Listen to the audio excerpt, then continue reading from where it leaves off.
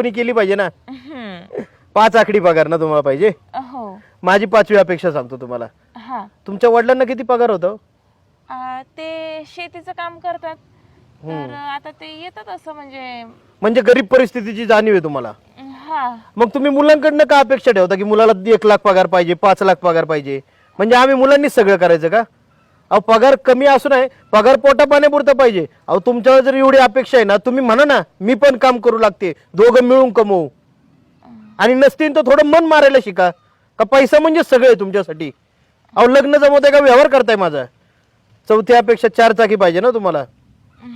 हा 4 चाकी तुमच्याकडे आहे का? नाही. आमच्याकडे पण नाहीये. आमची घ्यायची आहे पण ते तरी घेत नाही आम्ही, कारण की आमच्या वडिलांना गरिबीची जाणीव आहे. आम्हाला तो काही वेळा फाजील शौक वाटतो. हा आमचं कुटुंब मोठं असतं तर घेतली असते आम्ही 4 चाकी, पण गरज नसताना कधी फाजील शौक केले नाही आम्ही.